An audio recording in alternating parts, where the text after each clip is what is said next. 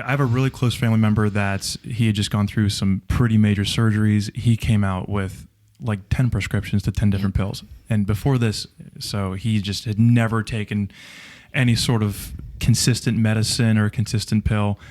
And his life his life's been really impacted because he's on these medicines. Right.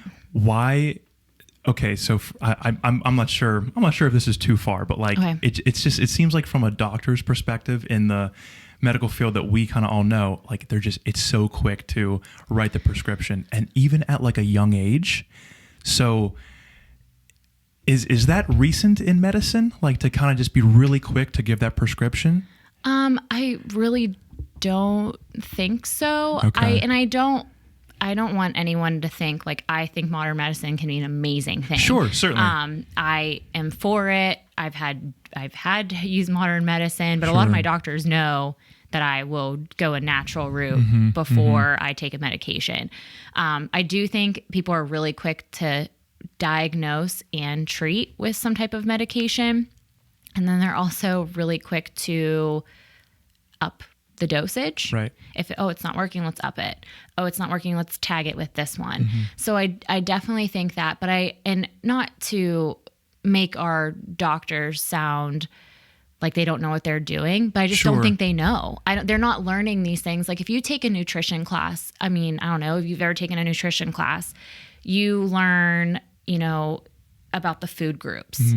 But now people are having harder times like digesting grain. Like there's so many people have gluten issues, and that's one of the food groups is bread. Like you should have so many grains. And one of my very good friends, she literally can only eat vegetables and some types of meat right now.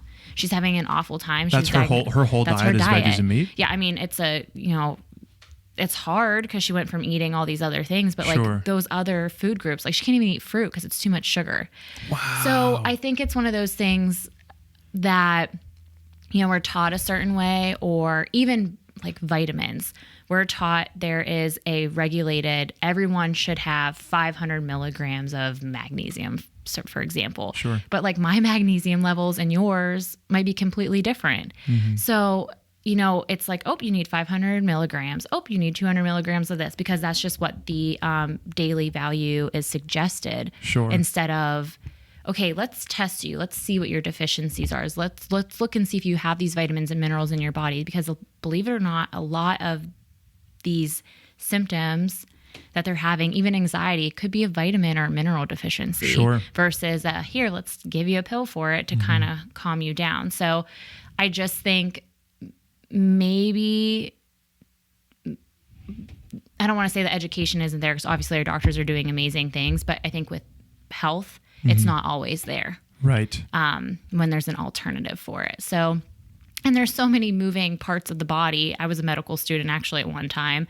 And anatomy, you have to go through 2 semesters of it. And then once you get through that, depending on what you're doing, you're working on a specialized section. So, we know someone that had a ear operation and ended up needing a brain surgeon for her ear operation, because the ear, ENT didn't know how to fix the issue because it was a brain issue.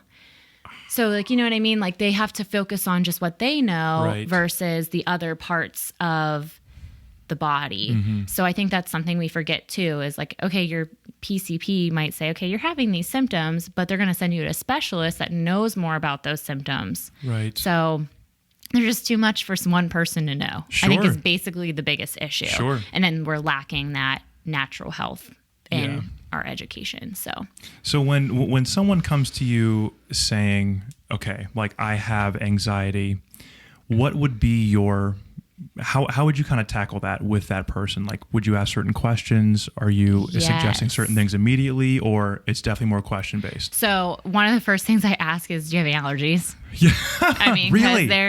So one of the biggest things I get, and it's so funny, echinacea.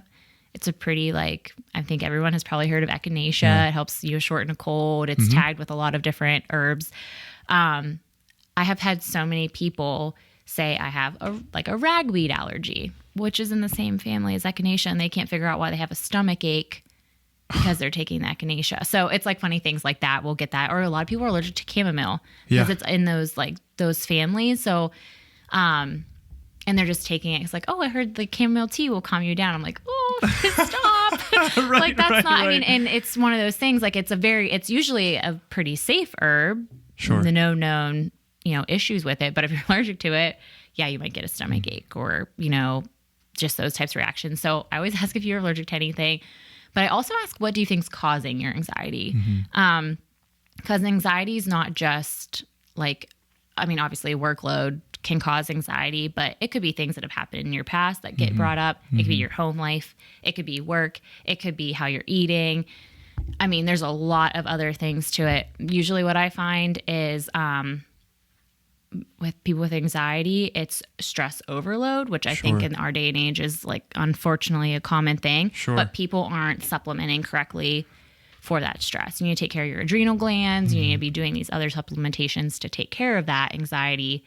And it all starts in your gut. That's the biggest thing. Health. Gut health is so important. Yeah, I will say it over and over. Sure. Protect your gut. I'll tell you what, I remember this was probably like 10 years ago. My mom got on this kick about gut health. And we all thought she was nuts. We were like, Mom, what are you trying to preach to us here? Like gut health, you eat what you eat, right? All these years later, that seems to be everything. Yeah. It's just so connected. And I think people are more and more are finding that if your gut's not healthy, you're going to have these other issues. There's someone in my family suffers horrible migraines, awful. Going to a neurologist, giving her a pill, doing all these other things. Well, finally, one of her neurologists actually was super big into holistic, practice, which my mom calls me. She's like, you're never going to guess what test I just had to go take. She had to get a hormone test and she had to go get her serotonin tested. Yes, yeah. And here she wasn't making any serotonin. Her body stopped. Like you only have like so much serotonin in your body, and once it's gone, it's gone. So you have to do things like walking or eating certain things, avoiding certain foods so you can, supplement those things. And they're all things that you shouldn't, like no sugar, stay away from chocolate, walk 3 miles a day. For whatever reason, that 3 miles is what starts that serotonin kick in. So there are things that I think also too, as humans forget. When we first came on this earth, we were given certain foods to eat. That's right. And we worked and we farmed and we sit in an office. Yes. We don't do those things anymore. We don't go outside. We do, but not like at one time we did. That's right. So we kind of have lost that. People obviously evolve and all that, but yeah, we're losing that. And I think we kind of have to go back to the root